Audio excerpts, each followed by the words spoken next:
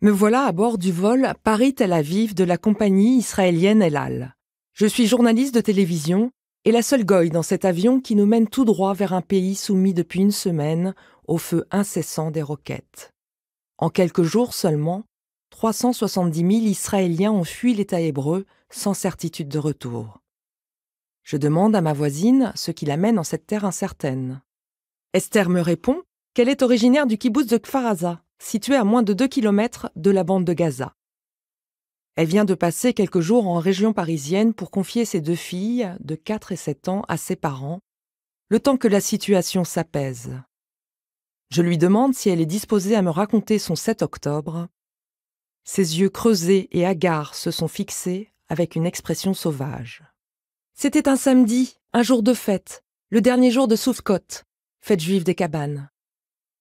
Mon mari et moi, nous n'aurions jamais imaginé devoir nous réfugier dans notre abri, avec comme seule arme un couteau de cuisine et un marteau. Quand les terroristes sont arrivés, mon chien aboyait très fort. Ils l'ont tué, puis ils ont mitraillé la façade. Ensuite, ils ont tenté d'entrer dans notre marmade. C'est la pièce sécurisée. Mon mari, Yaakov, retenait la porte de toutes ses forces. Mes 2 filles, agrippées à mes jambes, hurlaient de terreur, et moi aussi. Puis on ne sait pas pourquoi, les terroristes sont partis. Nos voisins n'ont pas été épargnés. Nous sommes des miraculés.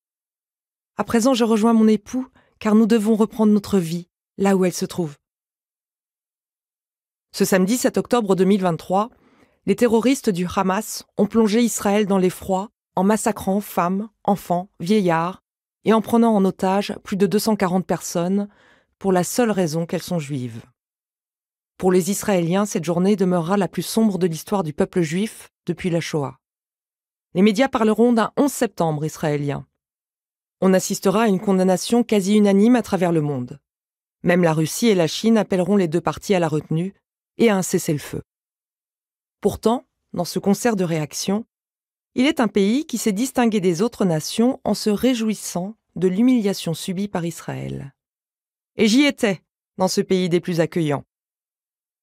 Sur le retour de l'école, au travail, au supermarché, dans le bus ou en voiture, tout le monde se souvient d'où il se trouvait le 11 septembre 2001, quand les 2 avions contrôlés par des terroristes sont venus s'encastrer dans les tours du World Trade Center à New York. Tout comme la date du 13 novembre 2015. Elle restera gravée dans l'esprit de tous les Français.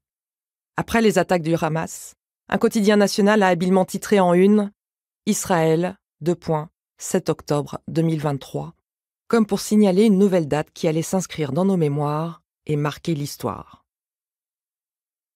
Et vous, le 7 octobre 2023, où étiez-vous ? Moi, j'effectuais un voyage impossible dans un pays qui m'était totalement interdit.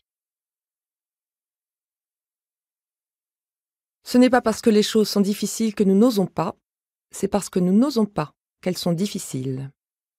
Sénèque. 16 août 2023, 9h45. Bonjour madame, nous espérions sincèrement que le voyage dans le cadre du circuit Trésor de Perse prévu pour le 30 septembre 2023 aurait pu se concrétiser. Malheureusement, à ce jour, le nombre de participants inscrits pour ce groupe n'a pas atteint le minimum requis pour permettre la réalisation de ce voyage en groupe. C'est avec un profond regret que nous devons vous annoncer l'annulation de ce circuit en groupe.